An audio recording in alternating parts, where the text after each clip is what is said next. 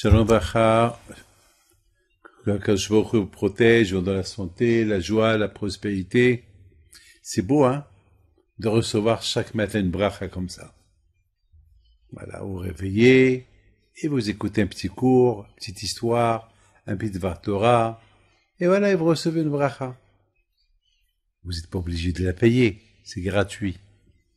La Torah nous a été gratuitement, et les brachot, ils sont gratuits. Voilà.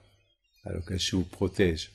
Alors l'histoire que je vais vous raconter aujourd'hui, je l'ai vue dans un bulletin d'Abrut sur un grand tzaddik qui s'appelle Rabbi Aha ben Yaakov. C'est un grand tzaddik, Rabbi Aha ben Yaakov. Pourquoi pas? Vous pouvez lui allumer une veilleuse à sa mémoire. Il s'appelle Rabbi Aha ben Yaakov. On le raconte sur lui. Une fois, il est venu dans une ville qui s'appelle Pombadita. Et dans cette ville, il y avait un Beth Midrash, une synagogue, que les gens, ils avaient peur de rentrer dans cette synagogue. Ils avaient peur. Alors, personne ne rentrait là-bas. Alors, une fois, Rabbi Aha ben Yaakov, il arrive dans cette ville.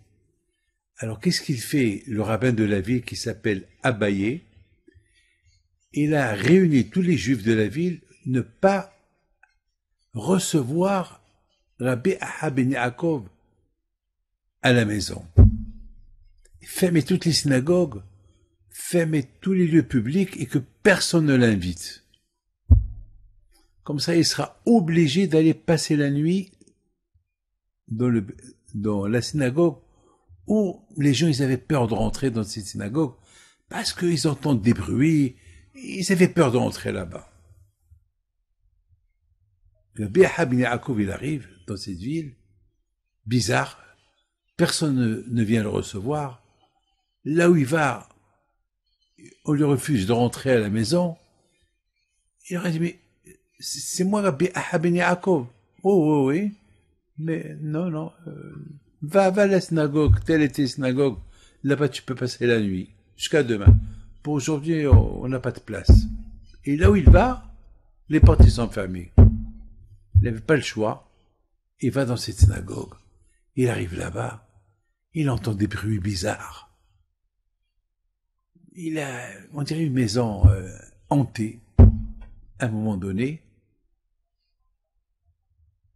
il commence à prier très fort parce qu'il avait peur. Et Baruch Hashem, il entend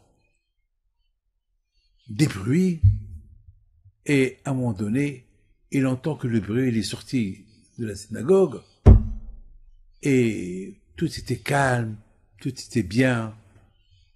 Il a commencé à prier toute la nuit.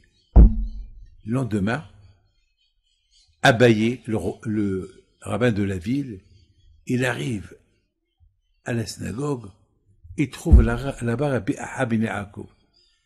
Il a dit, Shalom Alecha, après tous les juifs ils sont venus l'accueillir.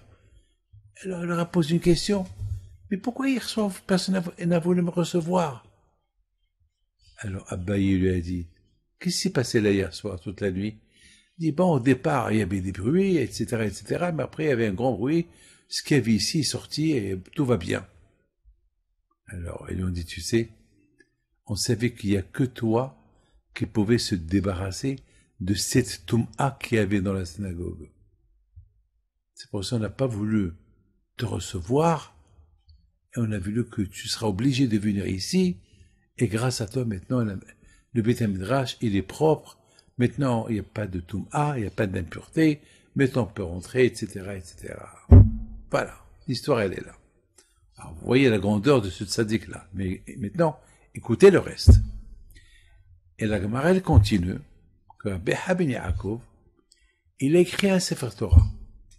Le meilleur Sefer Torah de l'époque.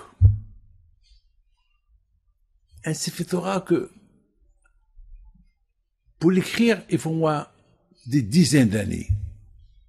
Et lui, il a écrit avec une pureté, une kidusha, et tous ceux qu'ils ont vu le Sefer Torah, ils se sont dit, Et Rabbi Ahab ben Yaakov, le pauvre, il est mort.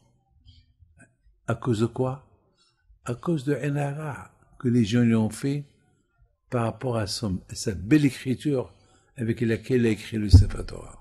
Alors on dit, Rabbi Ahab ben Yaakov, il n'avait pas peur des démons.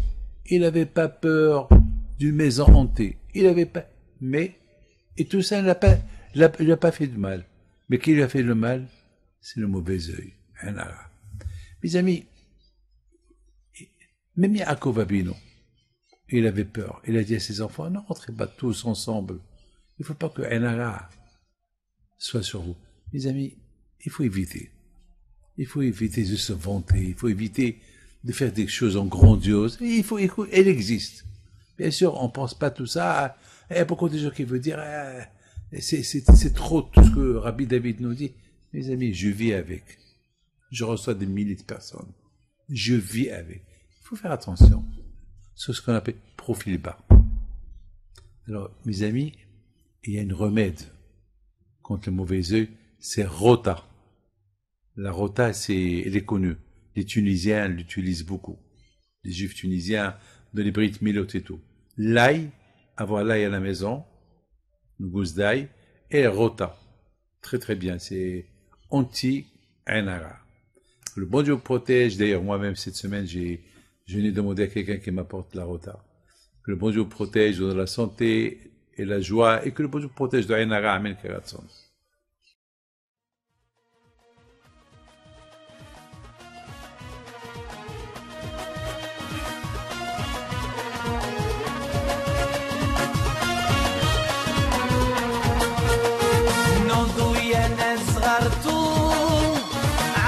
حي بنتو وقف لنا زي خوتو يا وز خوت